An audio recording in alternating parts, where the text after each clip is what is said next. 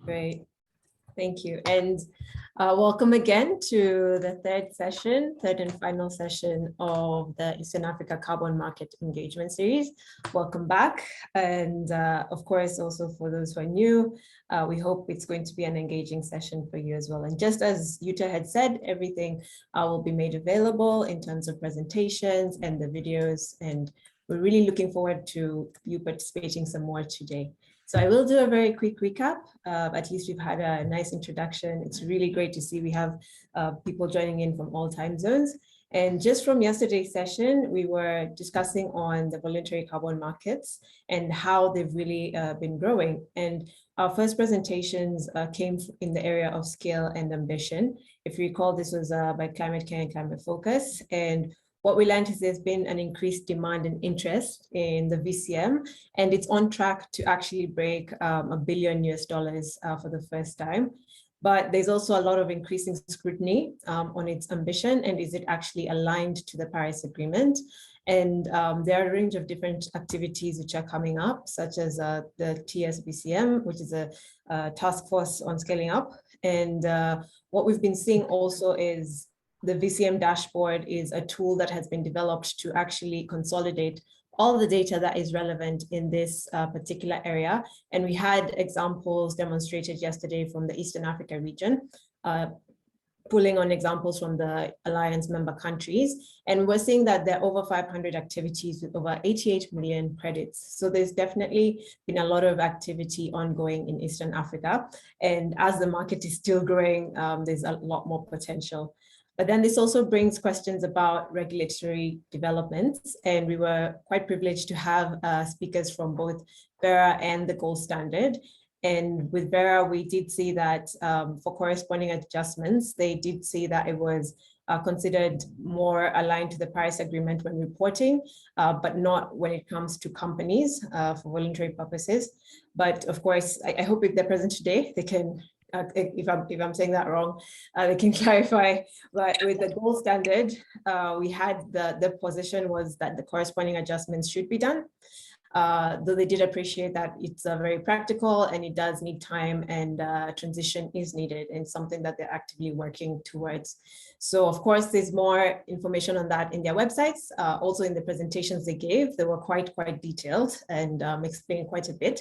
So we had and then after that, we had a long discussion along those lines of what the companies were seeing as the route that they tend to agree with.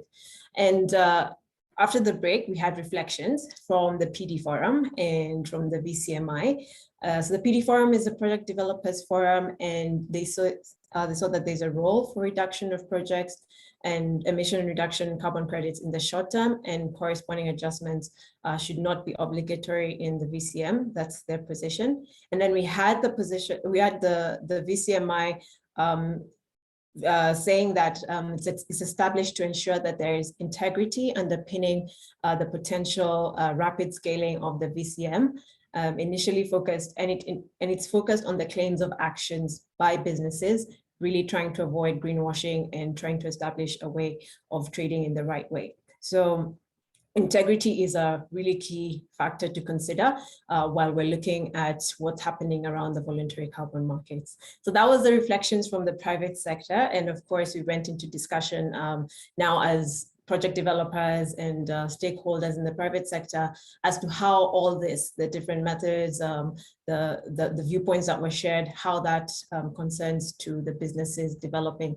And then we shared it in the plenary when we came back.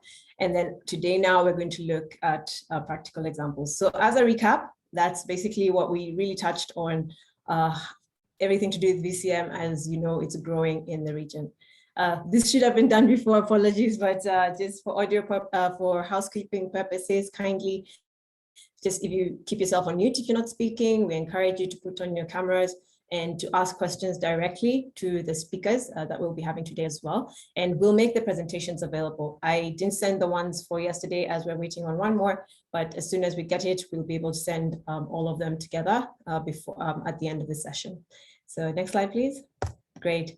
So as you can see, we are on day 3 now, looking at carbon market finance and the climate action level. So basically looking at how also, next slide, please. I think so we can go into detail. Great, thank you. So we'll be looking at how resource mobilization for NDCs is taking shape in Eastern Africa and where the role of the markets plays into this. And we do have a couple of projects that we will be expounded on today, one from Senegal and one taking place in Eastern Africa as well, just to see how all these aspects of carbon finance and climate finance all interplay.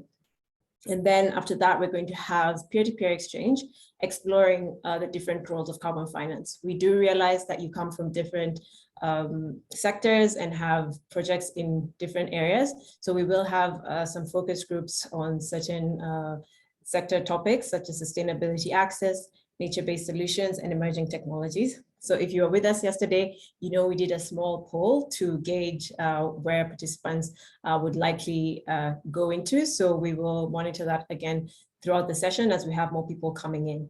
And then after that, we will have a recap and a closing of the session. Next slide, please.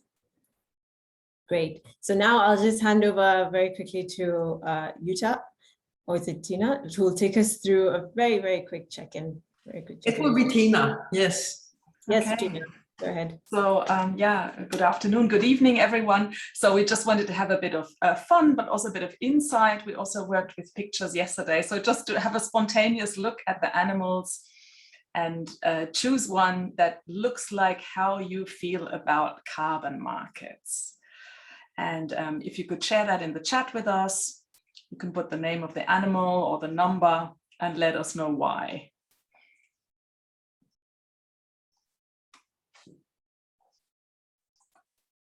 And of course, we're also happy to hear some voices. So if somebody wants to share verbally,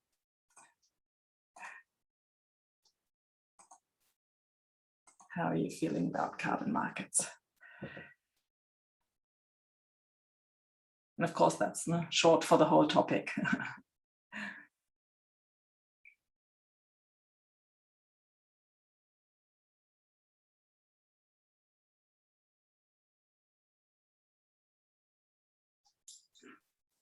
So it's good to be spontaneous here and maybe just one word. And yeah. Okay. A 1. Yes. Loyal. Yeah. Thank you, Tom. Maybe you can also try to embody this kind of quite like it. Oh. I think with me, it's 6. It's like, wow, this is all very complicated. Yeah. You're not the only one. Yeah. Yeah. Yeah, promising. Okay.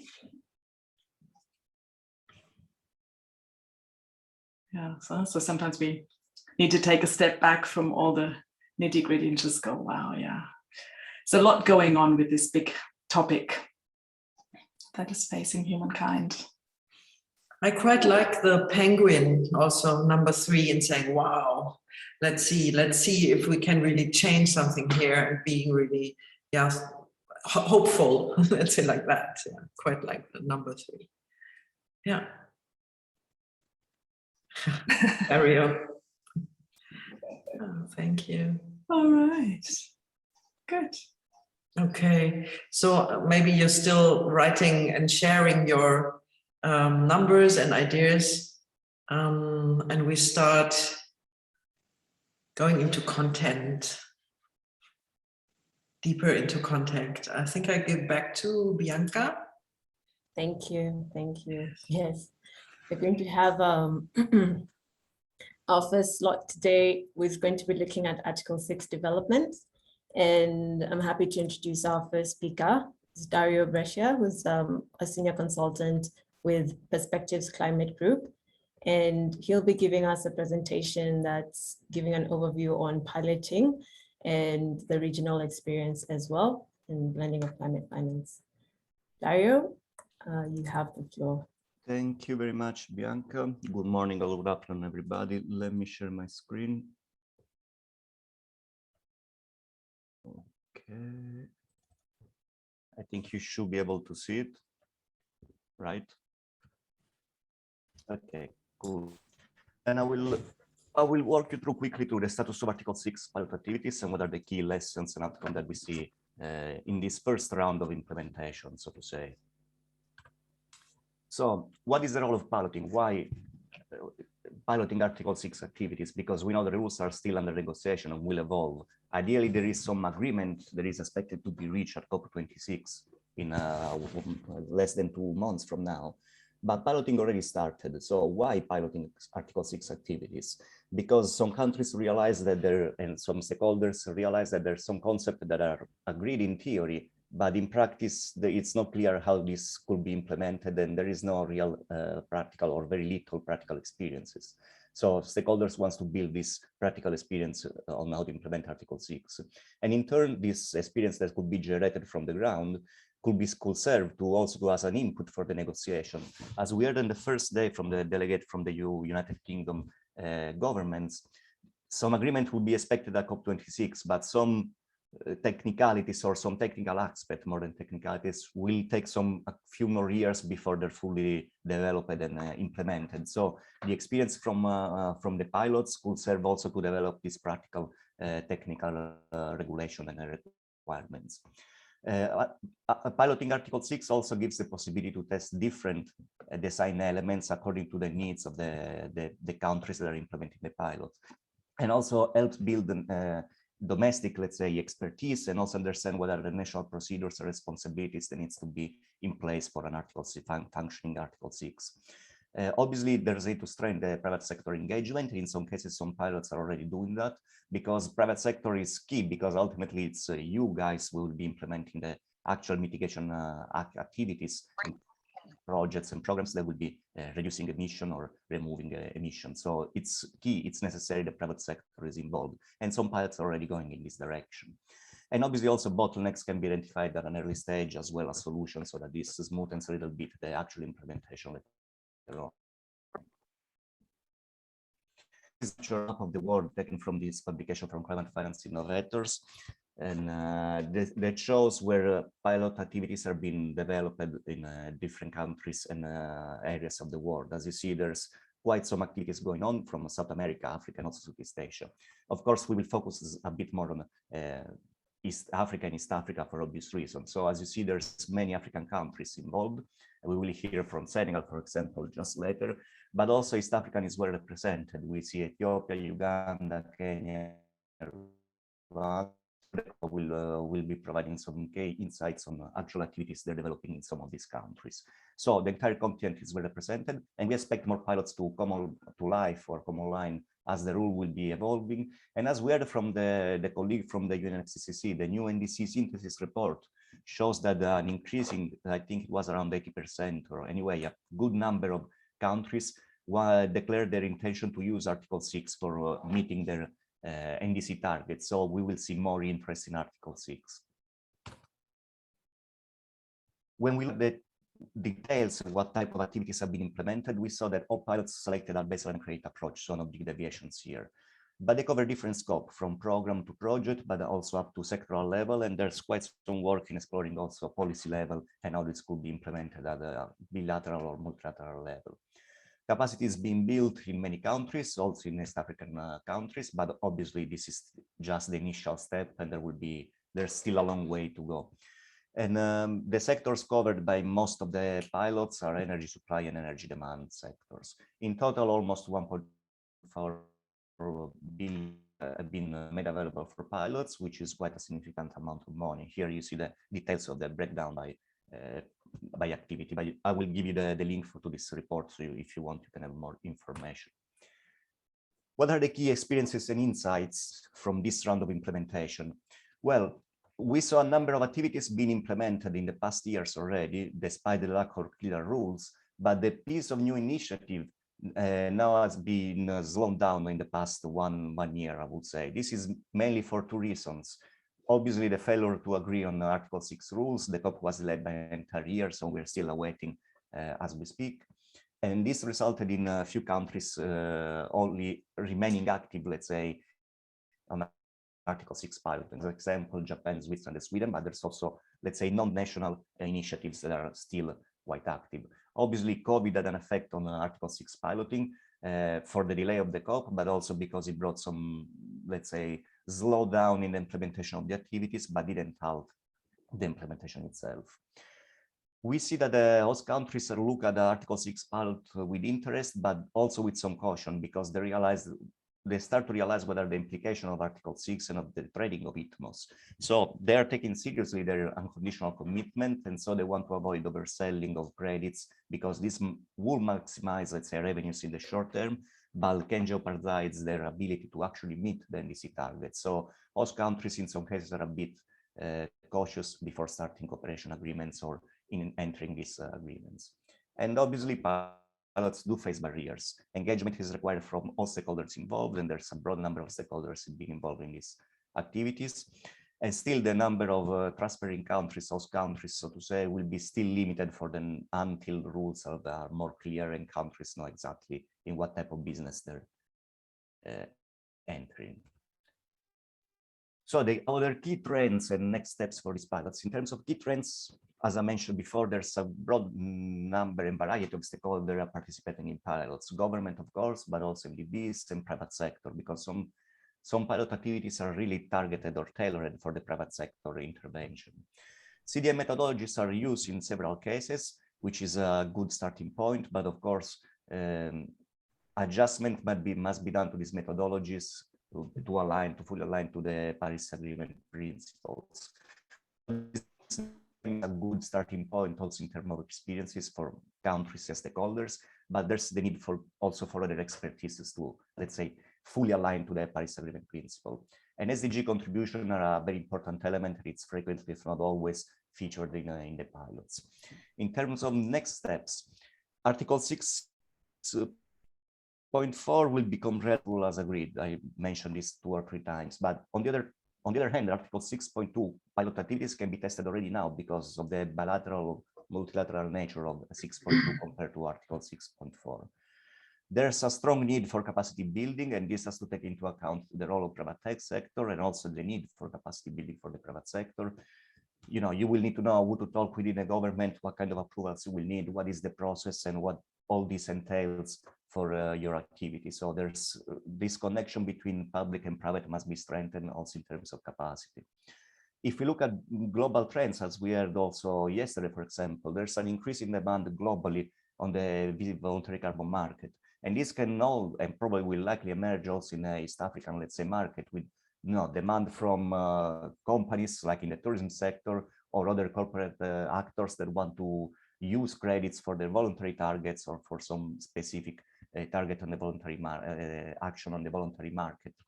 But there could be also in the midterm demand for carbon credits to contribute to the NDC implementation or from other mechanisms as CORSIA. So this might take a little bit more time, but at some point will become very relevant. I will touch now also on blending of climate finance and carbon finance, because this is important, as especially for those pilots where there is actually blending of finance.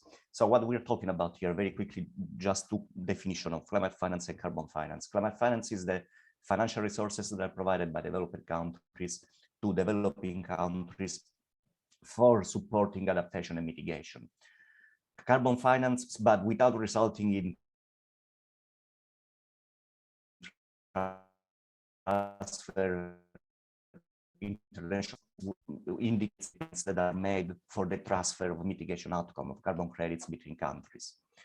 So Article 9 of the Paris Agreement introduces the concept of carbon finance. You might know that developing countries committed 3 or 4 years ago to mobilize up to 100 billion per year in 2020. Unsurprisingly, the target is missed as we are in the end of 21 now. So much more needs to be done and more resources need to be put in place. Article 6 introduces the concept of carbon markets. So, but it's not clear how carbon finance and climate finance can interact between them. Why it's important to have this distinction in mind? Because if we double count the financial flows from the different sources of finance, this will reduce ambition. So we need to try to avoid it. First of all, we need an agreed definition of climate finance. It sounds a bit strange, but the definition I gave, it's not the official definition from UNFCCC, and there is no commonly agreed and shared definition. So this means that each country can categorize climate finance something different, and then tracking the real financial flow, it's very complex. So this is the first step that needs to be taken. Then the second point is how can we attribute emission reduction if an activity is using both climate finance and carbon finance? How the attribution can be done, and is there a way that this can be physically or it's feasible to do this in practice? And there's some conceptual work been going on in this that explore what the possibilities are and how this could be done in practice and working when Article 6 will become fully operational. Obviously, just to highlight that this is relevant not for every single specific activity or Article 6 activity, but only when blending of finance occurs. So some projects where there's only private finance, for example, there will be no problem with the blending. As I say, this is important, especially for now when pilots are still mixing or could be mixing or planning to use maybe carbon finance on top of climate finance. So this is still quite important. So this is it from my link where you can find the study on Article 6 pilots. It was updated in December 2020, published by Climate Focus and my company Prospectives under the Climate Finance Innovator initiative. I will type the link also in the chat so you have it and you can have a look at more details whenever it's needed. So thank you very much. Looking forward to your question and the rest of the workshop. Thank you very much, Dario. We'll make the presentation. I hope I was on time. Yeah, definitely, definitely. Yes, you didn't go over it. Thank you. And I think it was very interesting. Yeah, there's already a raised hand there. I think you've covered quite a bit. And especially that was interesting with the finance at the end. And actually all the initiatives that have been going on in the region, it's quite a lot. I saw quite a few examples, JCM, Click. So I think maybe just to distinguish a bit between some of those initiatives might be interesting. And I like the point you brought out about attribution. Maybe just to explain to the participants exactly what that means in terms of making sure that the emission reductions for climate finance go to the NDC and the others. Yeah, maybe if you can expand just a bit on that. No, good point. Maybe I was too fast. One thing on the different activities, you're totally right, Bianca. I maybe should have mentioned there's a number, or maybe let me quickly share the screen, maybe better idea. So let me go back to the right slide.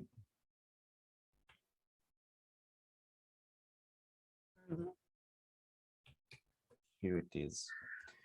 Here we've been following a number of different activities. So bilateral cooperation between Chile and Canada, for example, the JCM, which is bilateral cooperation between Japan and several host countries. There's activity from EBRD or NEFCO. These are World Bank activities.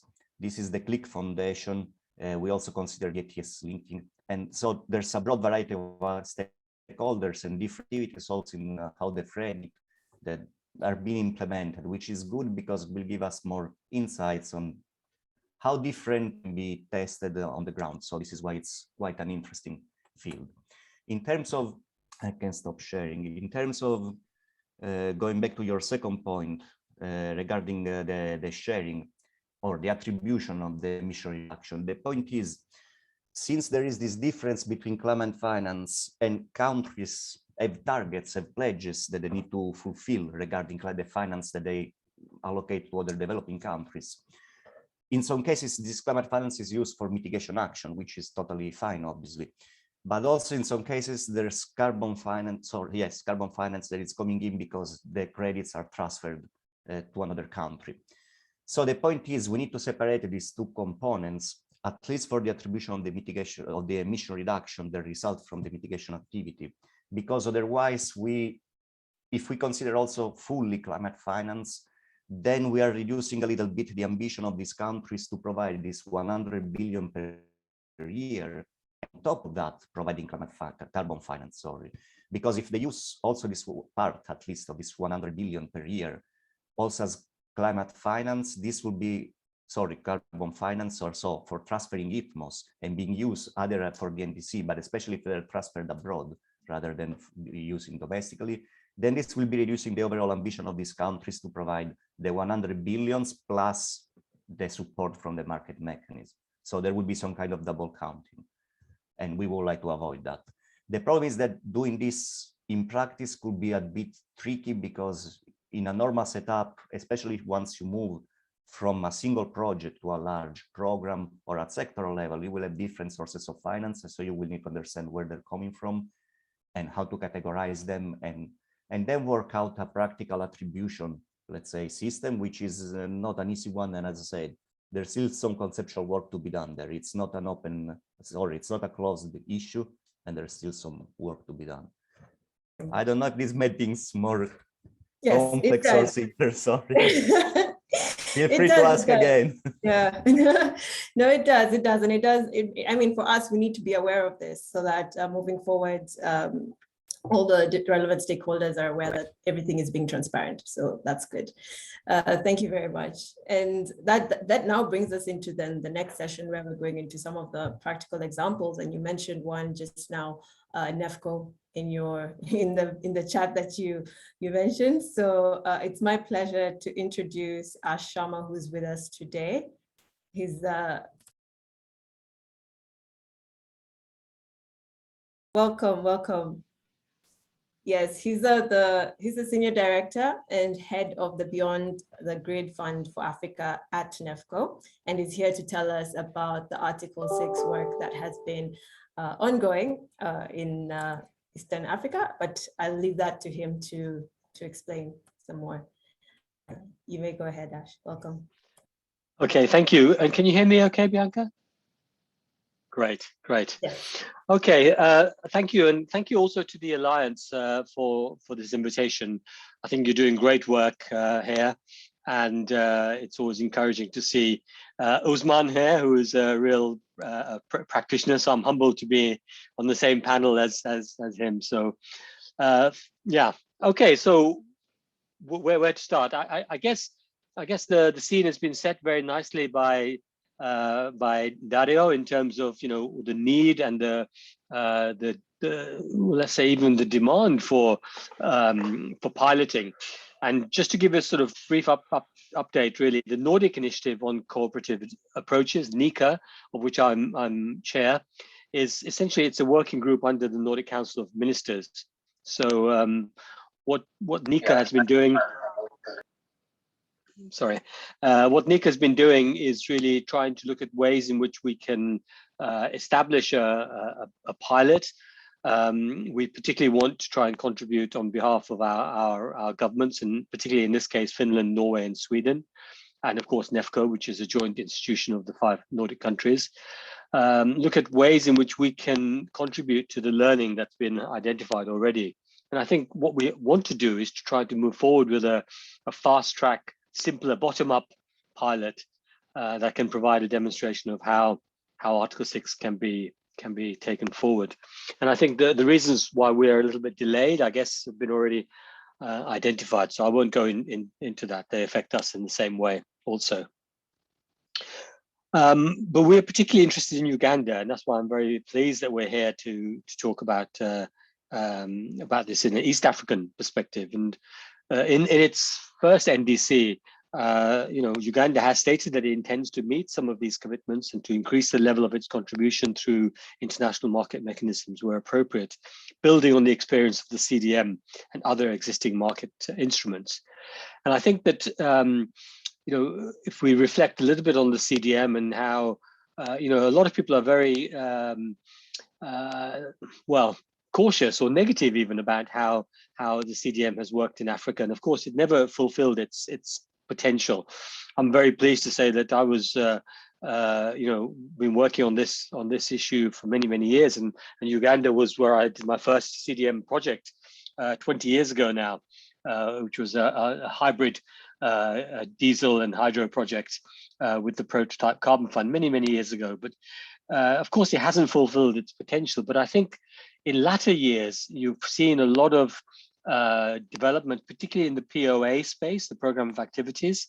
And I think we really have something, and I'm a passionate believer that we really have something to build on in East Africa there.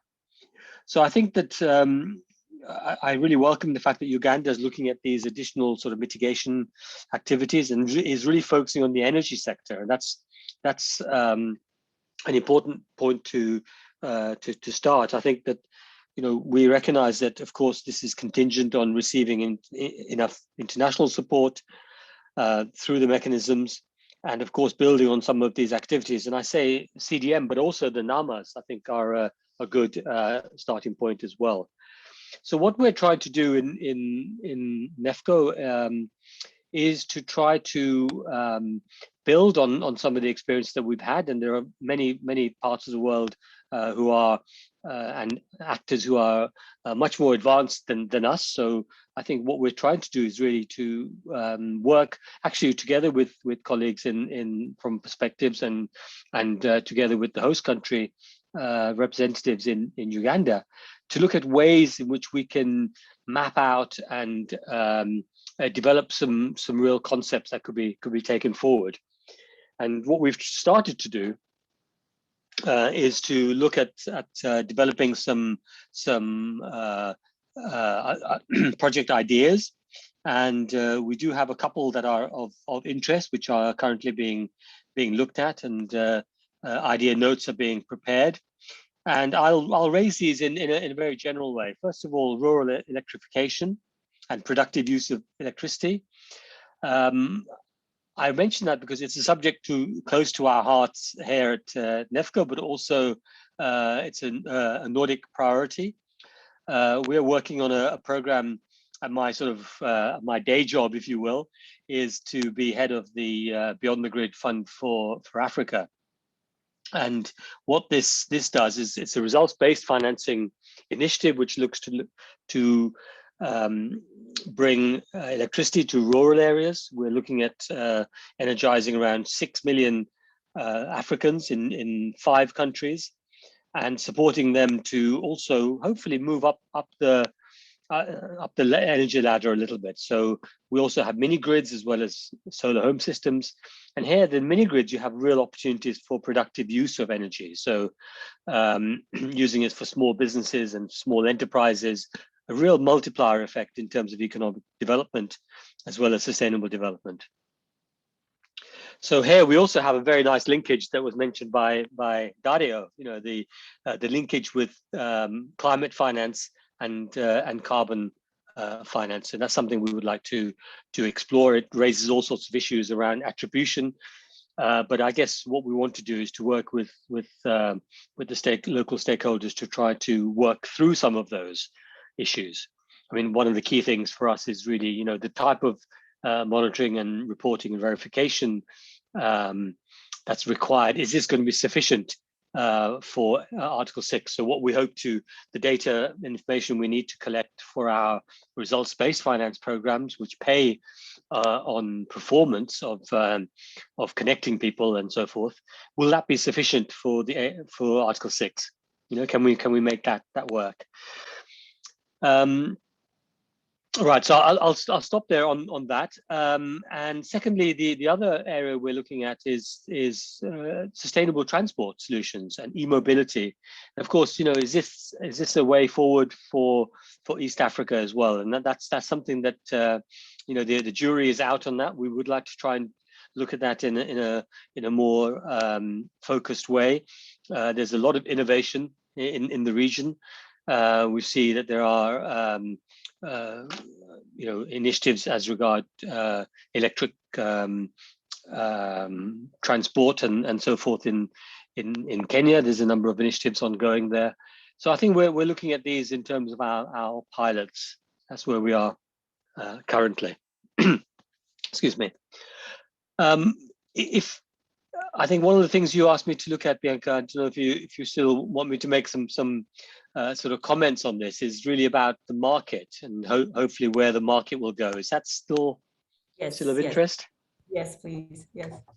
Okay. Well, I mean, having worked in the market for 2 decades now and seen how things have started off from a very low base, and where East Africa was really one of the early actors in this space. I'm hoping that things can mainstream. It became very mainstream for a good few years in the Kyoto period. We have a very exciting marketplace, and of course, post 2012, we saw that the program of activities really took off, particularly in this region. So I'm hopeful that the carbon market will sort of come back. But I guess the thesis going forward for many developing countries is that, of course, they are hoping that COP26 will unlock the carbon finance via the Paris Agreement in the same way as it did with the CDM. But I think that, at least my sense is that the combination of a lack of the sort of private sector compliance market demand that we had, a big driver of this was the European emissions trading scheme, and that actually was working very well for a while. That was really driving the prices in the compliance market.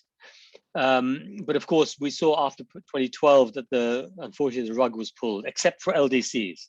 So that's great for Tanzania, for Uganda. Not so great if you're just across the border in Kenya. So I think some of those issues are a little bit, at least from my perspective, and I'm sure many people would feel the same, rather arbitrary and maybe unfair.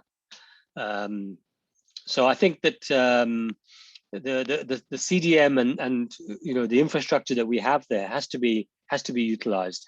We have good market infrastructure. We've got the methodologies. We've got the capacity. Yes, lots of people have left the market, but we do have a lot of people that were trained and who understand the CDM. And this sort of capacity needs to be mobilized. So I think the other issue is the bottom-up nature of the Paris Agreement, the delays that we're seeing, the complex, or the private sector particularly sees this, the complex rulemaking around Article 6. I think it means that a lot of the private sector demand is adopting very much a wait-and-see attitude, naturally. I think that people also see that the extension of Article 6 rules into the voluntary market, maybe that has an impact there also, maybe discouraging investment in that sector. And of course, there are lots of serious questions, important questions that need to be asked around double counting of emissions, the treatment of reduction activities that fall under the NDCs. I think you've discussed all this, but the rigorous carbon accounting that's required under Article 6 has to be a priority. And of course, this is very important to the Nordic countries as well. I think generally going forwards, of course, the Article 6 markets, particularly when we look at 6.4, people ask me, is it going to look like the Kyoto market? And I think it will be quite different from the market in its heyday. I think once we resolve these issues around methodologies and market infrastructure, I think then and we have that demand there, then I think the private sector will be able to flourish. I think the capacity is there, the interest is there. But currently the expectations from the private sector are going to be fairly low because they're not seeing this happening quickly enough. They see the voluntary market moving rapidly, and you're going to see low prices and sluggish demand unless we see stronger sort of compliance signals. But I do feel that there are some issues that need to be taken care of. We have all these vintages of older credits that are there, and they need to be taken out. I think we need to really ensure that we can incentivize new programs, and I think that there will be a lot of demand, a lot of interest, I think, and I think East Africa has really an important role to play in this. I feel that there's a pipeline of projects already. We've seen quite a few of the programs of activity, as I mentioned, out there, and there is capacity and interest. So I think it was interesting when you showed the animals earlier on. I didn't see any bears or bulls, which are which usually talk about the market sentiment. But I'm not sure where I am, somewhere in between. But I think that when the market does start to move forward, I think this region here has a very important role to play. So maybe I'll stop there. Yeah. Thank you. Thank Yeah, you. you're right. We definitely should have added that. You're right. If we're really thinking about the market, thank you so much. And I think like you've been so exhausted and really created, you know, how it is on the ground right now. And I do welcome questions from any of the participants, but I think what I could ask is, because you've mentioned, you know, POAs were quite good for the region. We had quite a lot of activity seen with POAs. And, you know, a lot of times with POAs, it starts with small project developers. So how can they fit into these programs that NEFCO is rolling out? I know you've mentioned a lot of them are in energy and rural electrification. And our track record, a lot of success was in cook stoves. So I just want to see whether you're encouraging that POAs be developed still like in energy generation, and you mentioned e-mobility, but I just want to, like, for the private sector developers present with us today who may be on the smaller scale, how would they be able to tap into something that NEFCO is doing? Do they have to go through ANAMA? Do they, yeah. So that would be a good, maybe one way to expand, something to expand on. Yeah. Great. No, good questions. I think private sector engagement in this is it's difficult, and I think that the way things are structured, you know, particularly with 6.2 being much more of a bilateral nature, then of course private sector entities are concerned. You know, how can we get in? How can we get involved in this?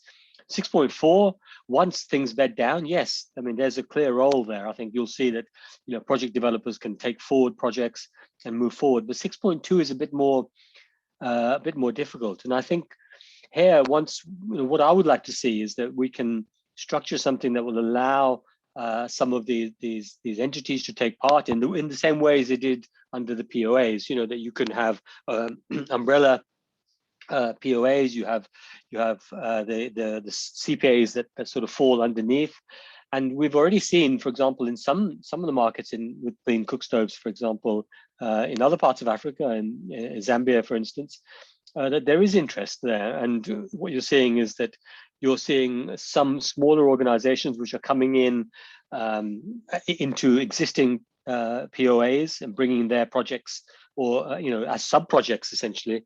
And I think that there's an opportunity to do that. I think for smaller actors, and we've seen, you know, quite a few of these in East Africa. I mean, small, but not without a good understanding of the market and capacity.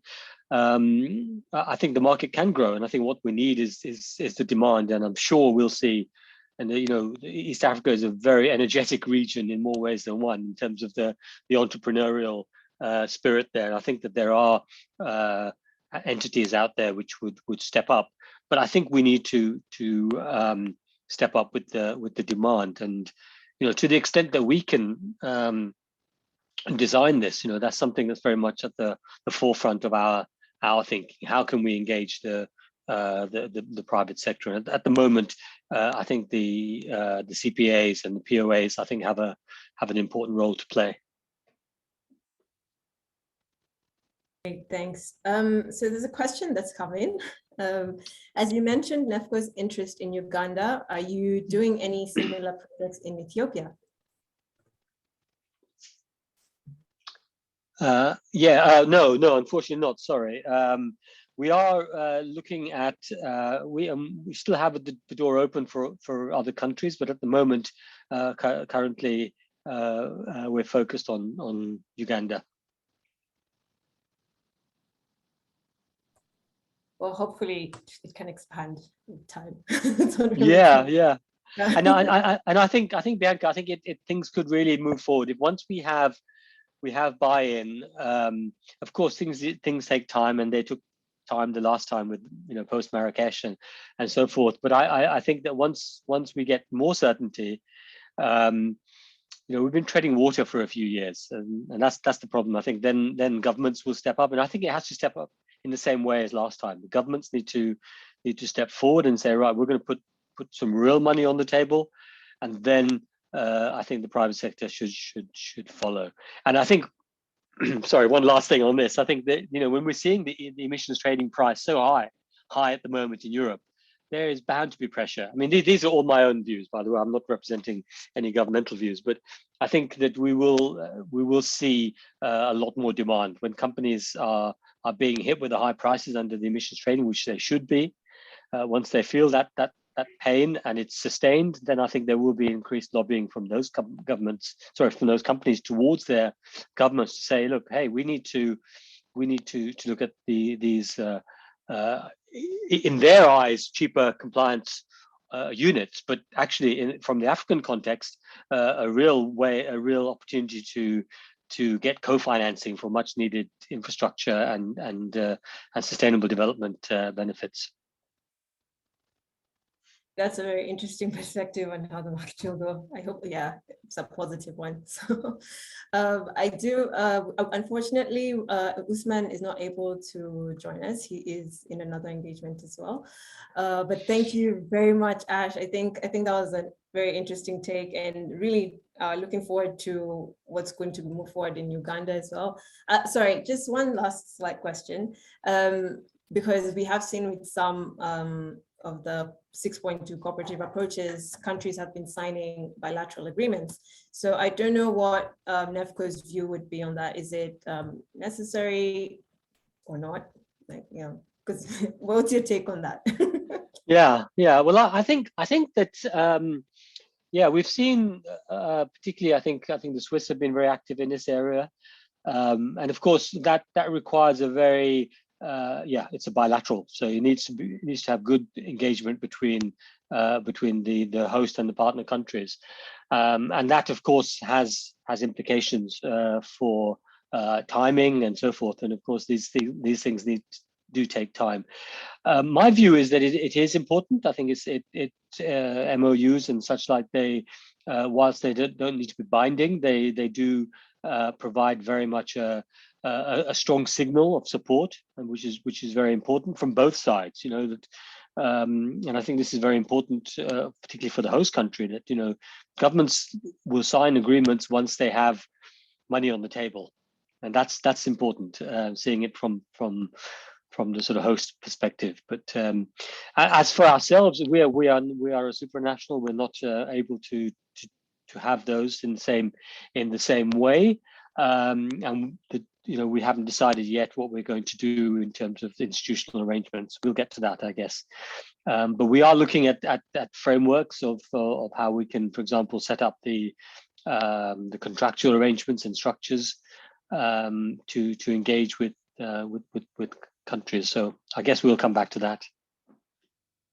Great. One thing at a time. It's a long process, so we understand. Yeah. Thank you very much. Yeah, it's quite a bit, like Article 6 implementation, and it's going to be a lot of work. So I will hand over to Yuta now. I think we'll go for a short break since Usman will not be joining us at the moment. Yuta? Thank you. Thank you, Thank you very much. Yeah. So maybe we just what we can do is to take another 2 or 3 minutes if there's any more questions from the audience, Bianca, as we still have some time and there's quite a few people around. So if you have any question or even remark, if you want to make the picture even a bit more complete, you could just open your microphone and speak, or you can raise your hand and we will give you the opportunity to speak. We want to have a real conversation that matters here all together. So if there's any need to speak or to raise a question, you're very welcome to do it now. Just checking if there's any response. Doesn't look like. Okay. So what I suggest now is to have a 5 minutes break to refresh. As we do normally say, open your window, get up from your chair, move around, take something to drink, do whatever you need for your body to be fresh again after 5 minutes. And I'm, like usual, I'm sharing some music. So when the music is over, the break is over, and then we will try to make a little group photo. So if you want to look at your hairstyle today, you can do so. We want to make a little photo for the family album. And I'm sharing some music with you just now. When it's over, then you can come back to your computer and we will go for the photo. Here we are.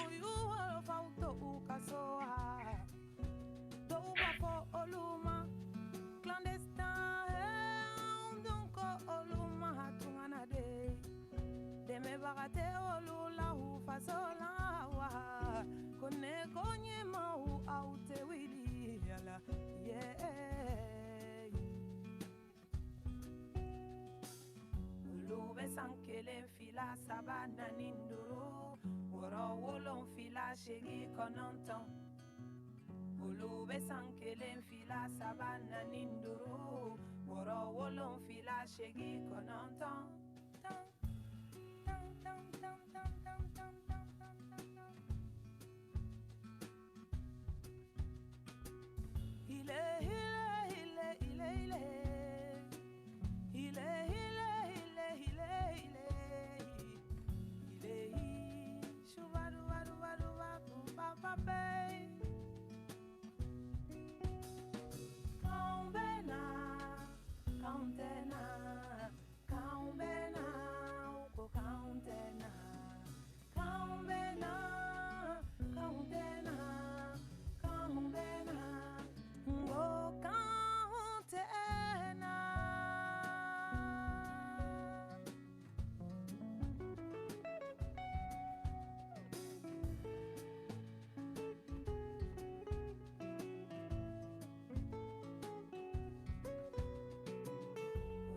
Sankelen fila sabana nindoro woro wolon fila shegi kononton Ulube sankelen fila sabana nindoro woro wolon fila shegi kononton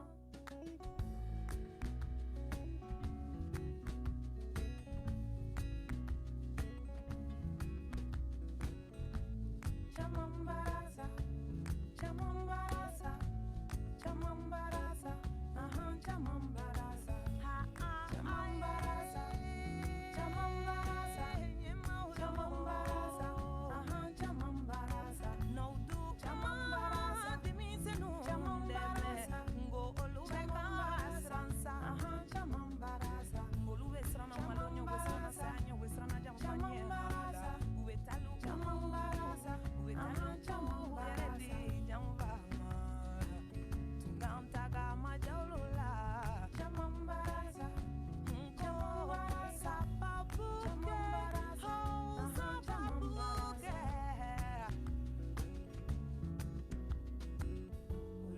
Sankelen fila sabana nindoro woro wolon fila shegi kononton Ulube sankelen fila sabana nindoro woro wolon fila shegi kononton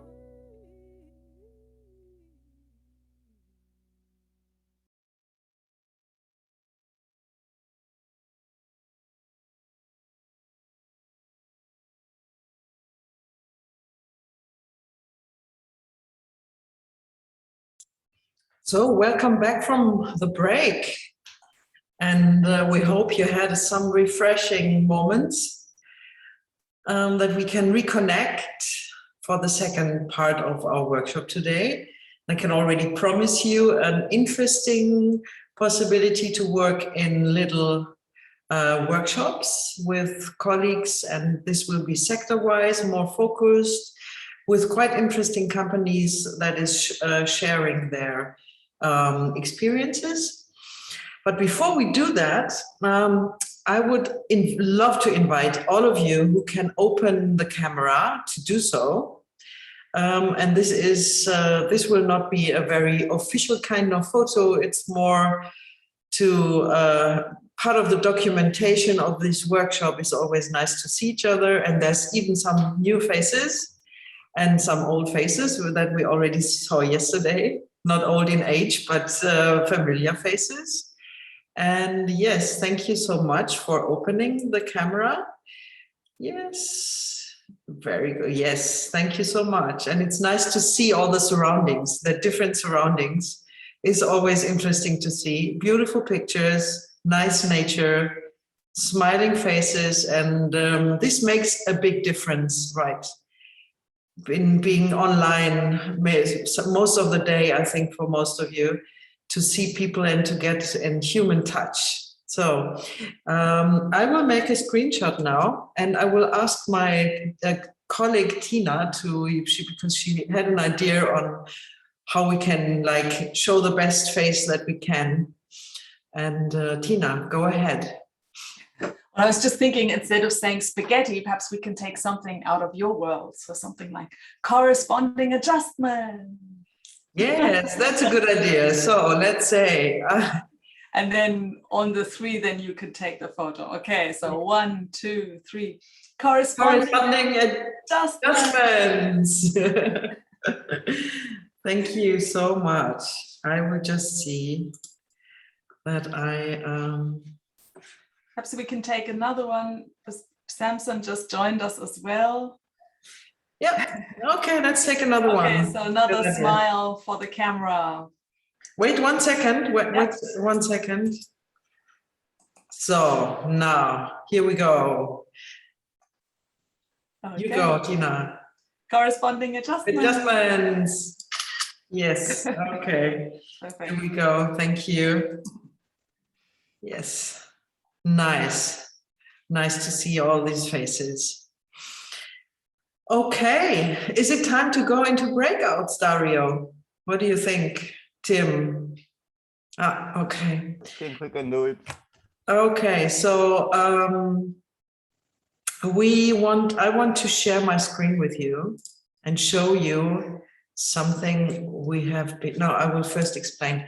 So for the next half an hour and a bit more, you have the opportunity to go into workshops with facilitators out of our organizing team and 3 companies or 4 companies sharing their experiences, and we will work on 3 issues.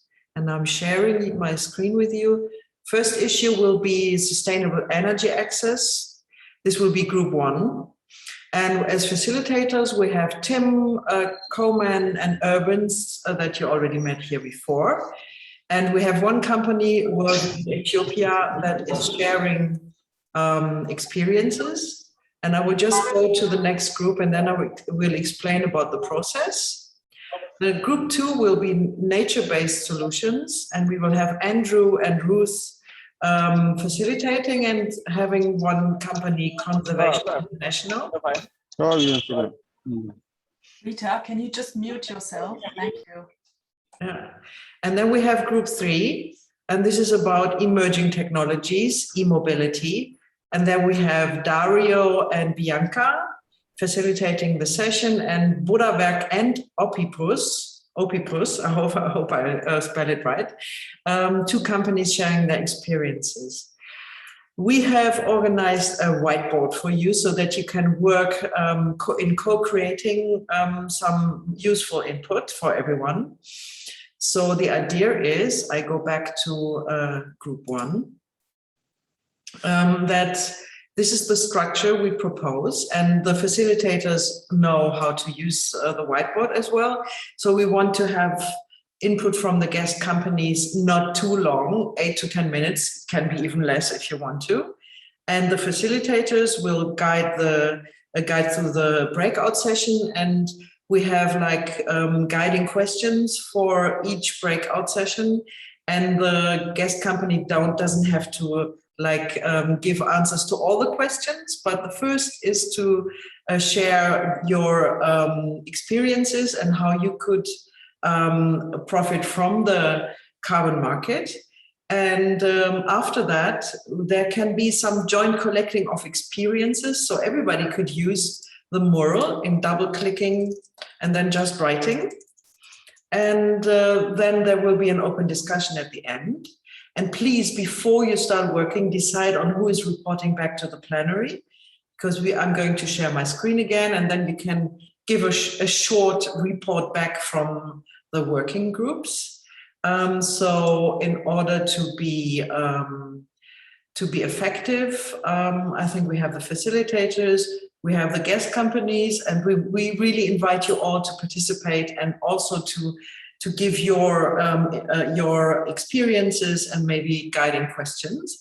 So you can use the post-its to give feedback on the questions, and this is the structure we organized for you. And we are going to share the link to the mural now in the chat. You can try to access the mural now, but you can also do it later. And if you have any kind of problems, it doesn't matter. The facilitators will help you in getting your feedback on the into the post-its. So don't worry if you maybe face some problems, but it should be quite easy. And if you're now entering the mural, you don't have to leave your name. You can enter as a visitor. This is quite important because we don't want to give anybody any kind of personal data. So you can enter as a visitor, and I already see people coming to the board, entering the board. And while you are doing this, I asked my colleague Tina to organize the breakout sessions, and please organize them so that everybody should be back by 3:40. So let's have like 30 minutes and 2 minutes to come back or something like that. Yeah. And so there will be another little explanation about techniques, and this is the breakout sessions. This time you can choose where you want to go. So this is not randomly. You might have a clear idea on which subject or which branch will be interesting for you. So wait, Tina, have you already started the breakout sessions? I don't see. They're organized, but I haven't clicked yet. Yeah, so. Yeah, click on them, yes. Okay. So now in your Zoom window, that on the bottom there should be now the sign of breakout rooms, and a table indicating a number, and I see 30, 28. This is the number of people that are still in the room. So and I see people are already start choosing. So I can share my screen in explaining for those who have never done it. Once you open this this session of the breakout session, you will see here the breakout sessions. We're seeing the mural. I think it's not showing the Zoom button. Ah, okay, that's a pity. Yeah. Okay. So let's see. Okay, I stop sharing. Otherwise, we can help people. No, so in the menu bar, it's like these four squares breakout session, and then if you hover with the mouse. Recording. So welcome back from the breakout sessions, and let's take some minutes to hear your key results. And you don't have to read everything that you've been written, because people can see it, and it will also be documented, but maybe just give us a brief wrap up from your breakout session. Let's start with group 1. Who is reporting back?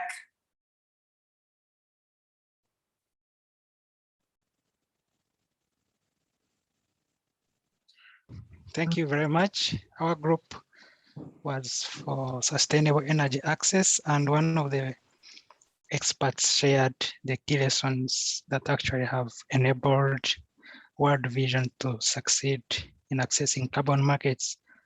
And one of the key points that came out was the issue of networking at a global scale, whereby they capitalized on existing platforms and events, like an example was given about the Carbon Expo, where they were able to meet both buyers and investors, and they sold their carbon credits by exchanging knowledge regarding the projects they were developing.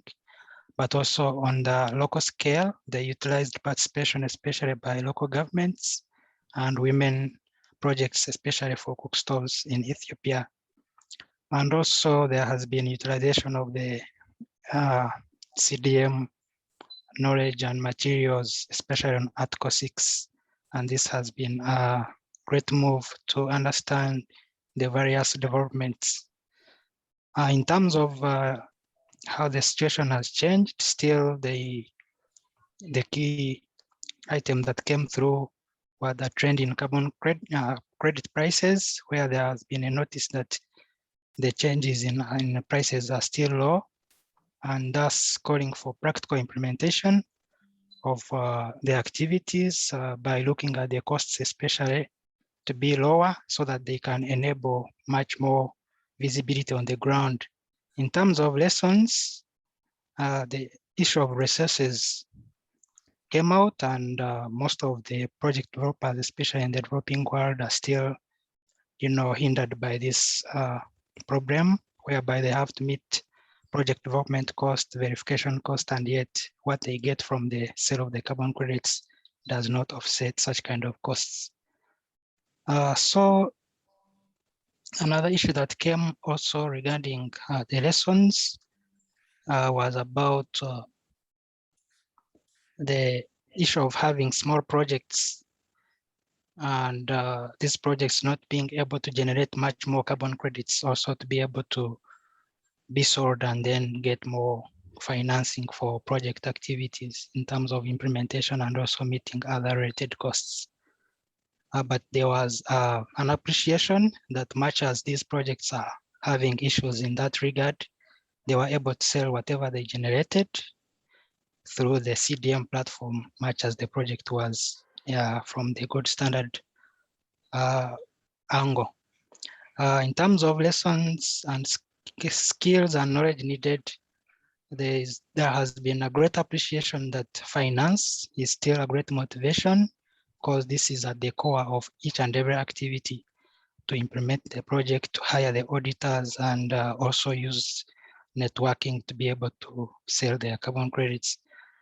There has also been mention of negotiation skills, whereby it shouldn't be about how the carbon credits are computed and how design documents, for example, are written, but what happens at the end of the day when credits are generated, there has to be capacity to negotiate with the buyers to be able to get a very competitive market price. And also the issue of having in-country expertise, especially given that the pandemic came and hit, and thus most of the countries could not, for example, hire auditors to come and do on-site visits. So the issue of having experts internally came out very strongly, so that in case of such eventualities, projects are not hampered so much. That's all from our group. Thank you very much. Yeah, thank you, Urbans. And we are quickly going to group 2. This is how it looks here. So who's going to share some key results? And I'm just cleaning up the whiteboard a bit so it gets easier to see. So who is presenting the results here in group 2? You said that would be me. It's Yeah. Andrew. Andrew, okay, go for it, Andrew. So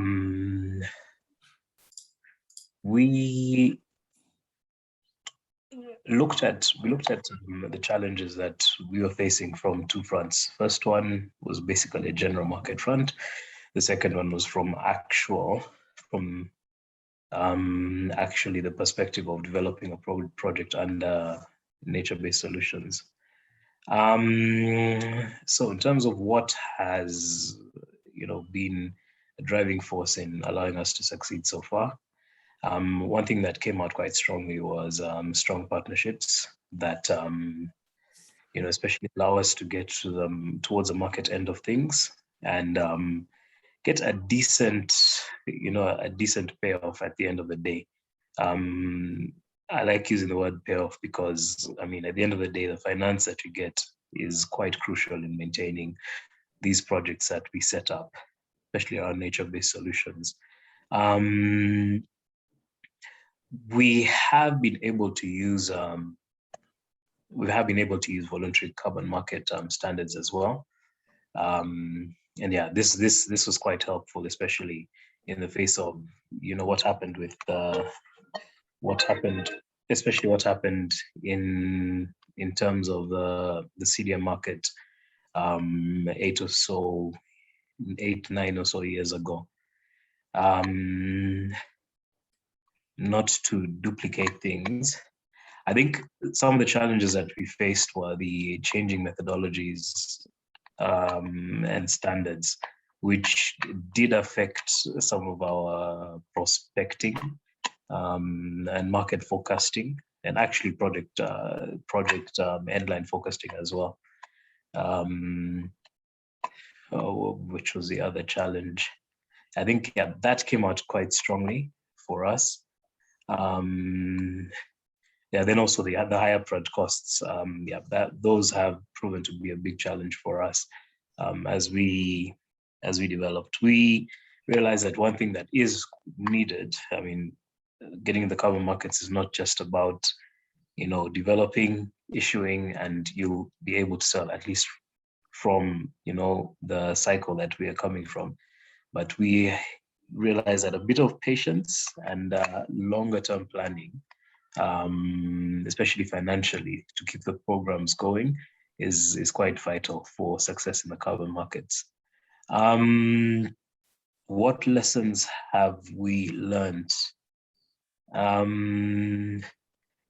It's important that, especially for nature-based solutions, that some of the benefits should be able to reach down to the communities that we work with, because these people are rather vital in maintaining the programs.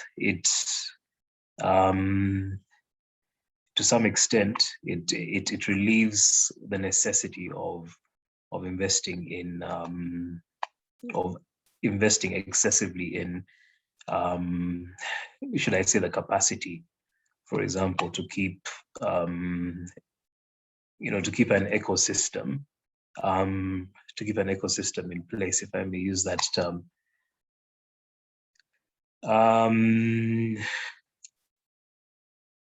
The other lesson that we've learned, I don't want to talk too much about partnerships, but yes, I've also talked about patience and long-term planning. So I'll go into the skills that are needed. You would probably require some environmental, natural resource management, agriculture, climate science skills in order to develop a project in nature-based solutions. I mean, the capacity to actually develop a carbon project, I think, generally would also be important, because the principles for developing the project, the structure, is basically the same as most other programs. This comes with the skills of monitoring and measuring carbon offsets. But then again, I cannot say this enough. Sometimes these skills cannot be built within one organization. So it's important, the partnerships that you develop, even if sometimes they may be costly, if I may use that, put that in quotes, they are rather important. If I may go down to number 4,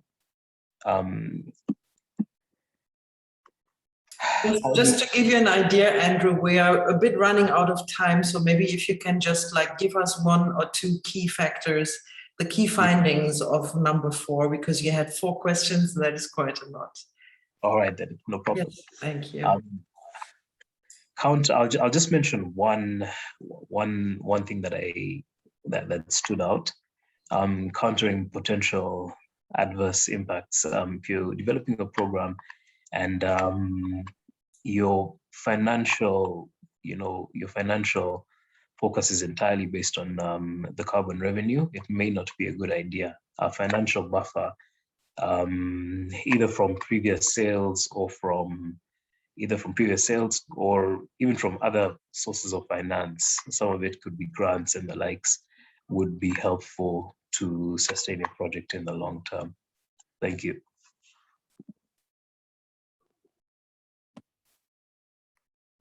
Yeah, thank you, Andrew. And now we go to group number 3. And just to remind you, for the person who is presenting, and I don't know what happened here, let me just see.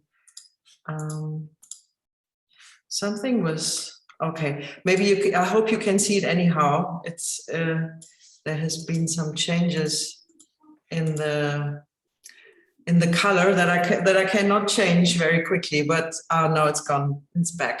So from group 3, and I invite you to be very crisp, as we also want to have some minutes for the closing remarks. So who is giving us some input from? Yes, Michael. Perfect. Michael. So from Emerging Technologies and e-mobility, the group, it was very clear that carbon credits can really help being an alternative revenue stream. So you can help accelerate e-mobility, because it's a very price sensitive market in especially East Africa. And this revenue stream can really help and support that growth. Then what type of support we expect from carbon markets for our business? We definitely, touched upon rules and frameworks, and then we need help with sort of to engage the host countries for this policy work, because it's too much things to do, both the business and the policy work. And then also a little bit about reporting on how can you apply the e-mobility functions of a kilometer traveled into actually what would it result in carbon credits. And then challenges, we mentioned about now these projects are quite small in East Africa, and it's going to be difficult to like reach a mass that is possible to sell on the market. And maybe if there could be some consolidation for these carbon reductions for several smaller projects to make it accessible for more smaller companies and projects. Also challenges with liaise with the host countries. And then I put one here about recruiting sort of carbon market data analysts. I don't know if this is needed or what is actually the requirements to set up such an organization, but that's a challenge that I put there. And then a little bit about the methodology that maybe we can be a bit more application data driven instead of doing it the normal conventional way. Capacity building, again, is there any recruitment we need to do in East Africa that might be difficult to have here? And then also potentially if we can develop certain IoT systems that can be based on the certification models instead of the conventional methods. So those were some of the comments from our group. Yeah, thank you a lot for this reporting, and of course you will get the documentation of this mural so that you can also access the key results. And now I quickly give over to, I think, Bianca for some closing remarks. Yes, Bianca, yes. Yes, thank you. So I'd like to invite Sven and Suri, Sven Ekberg and Suri Muse, who are with us at the opening, just to provide some closing remarks before we close entirely. Sven, the floor is yours. Hi, Bianca. Thanks, Bianca. Could you quickly confirm that you hear me well? We're having a power cut and I'm on the backup system. Okay. Yes.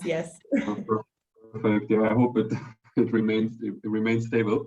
No, thanks a lot, Bianca, and yeah, thanks for the great facilitation of the workshop in the last days. And if I'm looking at the last 3 days, one of the main aims actually of having this workshop was to strengthen the knowledge base of the private sector stakeholders in the region and also improve their capacity to engage in carbon markets. And I think we really worked towards this by exploring multiple topics and showcasing different perspectives. We heard from people that occupy a variety of different roles in this space. We had participants whose organizations operate on a large scale, participants whose organizations work on a smaller scale. And also we heard from organizations with very different views on issues such as corresponding adjustments, for example. But at the same time, this workshop showed that there is great value in having these discussions and having this peer-to-peer experience sharing. And I also think it showed that there is many areas of common interest, and that's notably looking forward. The level of ambition by countries is important for all of us to create opportunities for the private sector and to scale up activities. And perhaps most importantly, we want to see a finalized Article 6 rulebook that can guide our work and then hopefully build more confidence in the market. So these were just very brief observations. Lastly, I wanted to take this opportunity also to thank some of my colleagues and co-organizers. I think we had really a lot of interesting speakers in the last 3 days. So really thanks a lot for contributing to this workshop. That's super helpful. Thanks to you, Bianca, and the Alliance, RCC Kampala. Don't know how many events we already did together. It's a great collaboration. Jutta and Tina for the great support in facilitating, and Tim and Dario also for developing the content and supporting the technical aspects of this workshop. And last but not least, also to the attendees. And I hope you enjoyed the workshop and you learned something and got to know 1 or 2 new colleagues in the area. So with that, I'd like to hand it over to a colleague from the RCC Kampala, Suri, or whoever is there. Hi everyone. Yes, I'm here. Thanks, Sven. So great. I just want to acknowledge the engaged contributions over the last 3 days. It's really been good to see, and it's not always a given, but there's been really consistent attendance across the various agenda items. And even I would say after this kind of widespread webinar fatigue of for more than 1 year now. And I think it also underlines the point that I made on Tuesday in the opening, that there's really that there's momentum on climate action is building, and particularly on the carbon markets and putting a price on carbon. And this was further reinforced, I think, by several of the interventions that were done during the workshop, really underlining the growth in the sector. So I think while there's still uncertainty around the CDM transition and the rules around Article 6, and it's really worthwhile to stay engaged in this space. So hopefully when those decisions are made, the accumulated institutional knowledge and experience can be brought to bear. I also wanted to use this opportunity and sorry everyone, to make a plug for Africa Climate Week. You will find a lot of, it's starting on Sunday, and it's Monday, Tuesday, Wednesday is the main part. And there you'll find further sessions on carbon markets and other topics beyond that. The Alliance is involved in several events, the RCC as well. And I think GIZ I'm sure is there as well. And it might also provide an opportunity for you to network further and meet other people, which was mentioned as one of the key success factors just now from reporting back from one of the sessions. And the platform is quite good. It does allow you to engage with other speakers and other participants. In the interest of keeping this short, I'd like to end it here. I'd like to thank everyone that has contributed to the session, and also to reinforce what Sven said. It's been great to have another event delivered jointly together and in collaboration. I'm looking forward to the events coming up next week and the week after that we will be doing together. So with that, back to you, Bianca, and thank you, everyone. And I'm just going to also pop in the link to Africa Climate Week. Thanks, everyone. Bye. Thank you very much, Suri, and thank you, Sven. And thank you, everyone, if you've been here since day one, for the consistency, for actively taking part. It's been a process going through Article 6, trying to understand how 6.2, 6.4 are going to relate to the private sector, looking at the voluntary carbon markets. I won't go into what everybody has been saying again, but I think I'll just touch on maybe this last session that was interesting, because it really highlighted that we need a lot of local expertise. There's still financing issues to address, but we need to also be proactive on policy.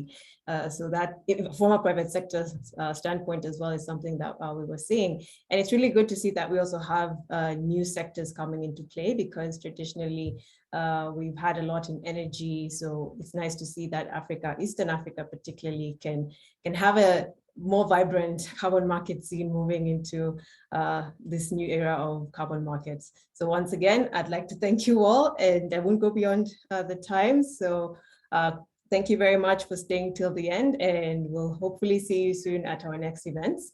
Suri is right, we have 3 events next week, so do join us. But in the meantime, do stay in touch, and we look forward to seeing you again. Thank you very much, everyone. So goodbye, everyone. And maybe you just want to open your microphone again and say goodbye in your most favorite language. It's so good to hear each other. Bye. Ciao. Bye. See you later. Bye. Cheers. Yeah.